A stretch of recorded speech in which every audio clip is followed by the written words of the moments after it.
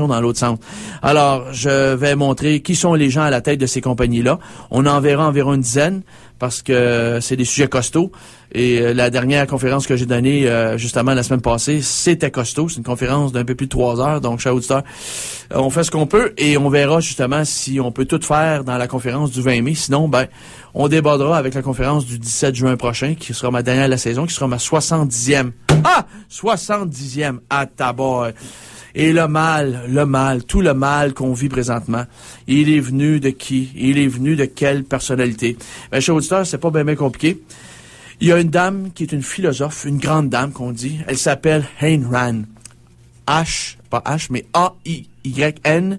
Son nom de famille, c'est Rand, R-A-N-D. Cette dame-là, elle est née en 1905. Elle est décédée en 1982. Le taux de pollution à Washington a baissé drastiquement d'un coup. C'est une philosophe et romancière juive d'origine russe.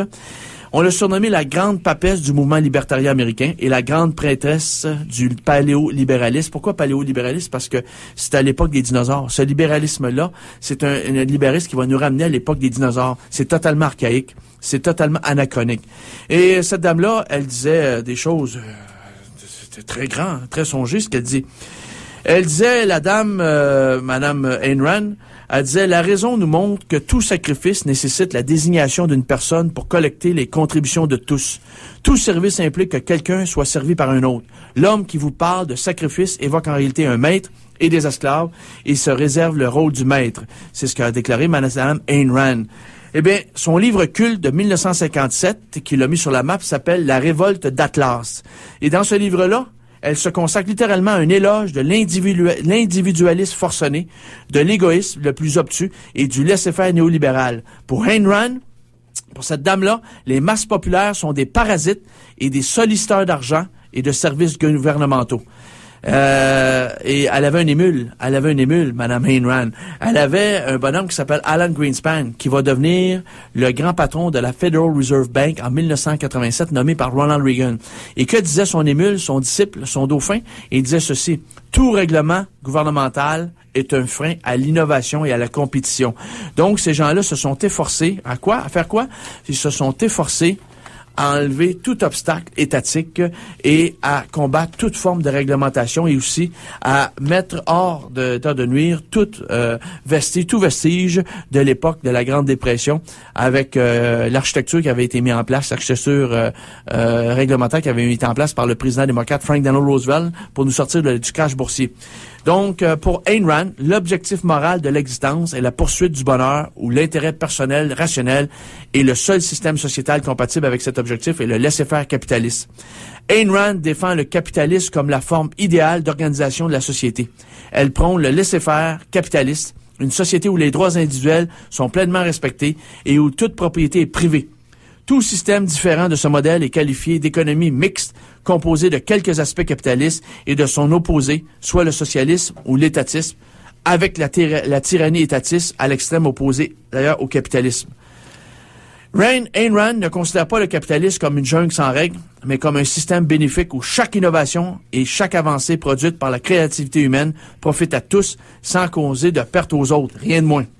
Oui, Ayn Rand, c'est vraiment... Et monsieur, les mules, le disciple de Ayn Rand, qui assistait à leur petite réunion de cuisine à l'époque, dans les années 60, eh bien, monsieur Alan Greenspan, lui a écrit un livre, Ayn Rand, Capitalism, The Unknown Ideal, écrit par d'ailleurs monsieur Alan Greenspan, et ce bonhomme-là a été mis à la place de la Federal Reserve Bank. Et dès qu'il est arrivé en place, sa job, c'était de mettre à mort toute forme de réglementation et de laisser les agioteurs, les spéculateurs, s'en mettre plein les poches, et on voit le résultat de 30 années honteuse, piteuse.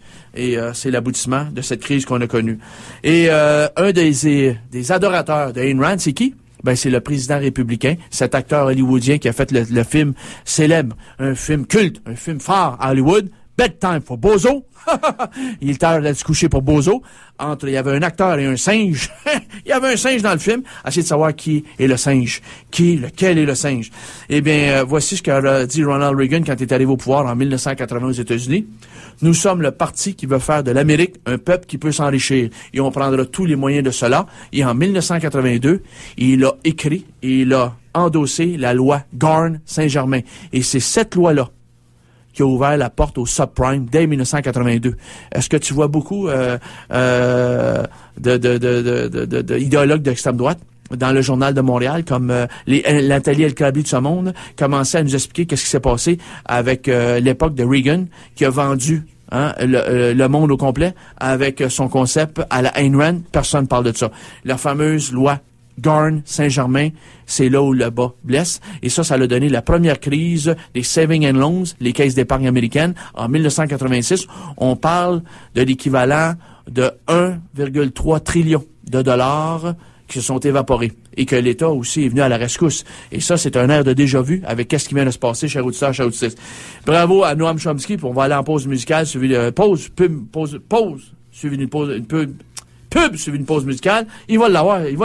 Lui avec, faut qu'il prenne un break, hein, Oliver? Oui. Pub, suivi d'une pause. Alors, qu'a dit M. Noam Chomsky, le professeur de linguistique du Massachusetts Institute of Technology de Boston? Il a dit Ayn Rand est l'un des pires personnages de l'histoire intellectuelle moderne. Oui, et chers auditeurs, rappelez-vous une chose, l'argent est un serviteur à portée de la main si l'on sait s'en servir, et une maîtresse si l'on n'en sait pas s'en servir. Quintus Horatius Flaccus, en l'an 65 avant Jésus-Christ. Un sage, un grand sage. Et rappelez-vous aussi, chers auditeurs, Paul Valéry, l'écrivain français qui est décédé en 1945, qui disait un expert, c'est celui qui se trompe dans les règles. Alan Greenspan, c'est un expert qui s'est trompé dans les règles. Mais qui en a payé le prix? Tous vous autres, chers auditeurs, vous et moi, on en paye le prix, on va en payer le prix encore longtemps avec cette crise totalement fabriquée par nos spéculateurs et nos agioteurs et les fonds spéculatifs, les hedge funds de Wall Street, enchevés avec les services secrets israélo-américains. Voilà, c'est ça. On y va en pub sur une pause musicale. Là, je l'ai eu, là. Oui, avec Semi Bruce et la pièce Les Promenades Ontario. Les Promenades Ontario, c'est beau, il faut se promener. Il y a bien des rabais, hein, de ce temps-là, hein, on va dire. C'est pas drôle. Alors, vous êtes à l'écoute de Zone de Résistance CSM 89,3 FM. C'est la radio Université de Montréal. À tout de suite. De retour à Zone de Résistance avec votre animateur Benoît Perron-Mico et mon cher Oliver, cette tune, c'était? C'était Les Promenades Ontario de Semi Bruce. Parle de soleil. Semi Bruce, excellence pour Semi Bruce. Et chers auditeurs, chères auditrices, on fait tirer le deuxième livre. Aujourd'hui, on fait tirer le dernier roman, c'est Benoît, je pense que c'est le dernier, c'est Benoît Dutrisac, oui, l'animateur de radio Benoît Dutrisac, Kafka, Calmar, Croix ou Crève, aux éditions Les Intouchables. On fait ça à quel appel, mon Oliver? 514-343-CISM, je vais prendre le troisième appel. Le troisième appel, c'est parti. Bonne chance à tout le monde, chers auditeurs, chers auditrices. Hey, en passant, chers auditeurs, on en avait déjà parlé ici en nom de la Zone de Résistance. Il y avait un lobby américain qui démentait les données scientifiques du réchauffement climatique. Et ce lobby américain s'appelait la Global Climate Coalition. La Global Climate Coalition. Et qui finançait ça? Ben, c'était les pétroleuses. Alors, ExxonMobil en tête de liste. Alors, l'empire des Rockefeller, la ExxonMobil. Et elle n'existe plus. La Global Climate Coalition, ça n'existe plus depuis quelle année, ça? Je sais pas, ça fait pas si longtemps que ça, mais bon. Alors, en 1995, il y avait d'ailleurs émis un document. En 1995, la Global Climate Coalition, par ses propres scientifiques. Et la conclusion, c'était quoi, en 1995?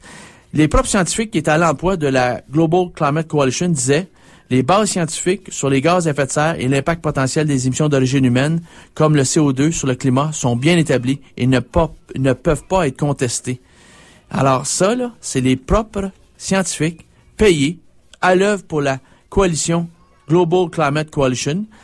Et c'est un lobby qui faisait justement pression pour qu'on ne rédige pas, pour que Washington ne rédige pas les accords de Kyoto.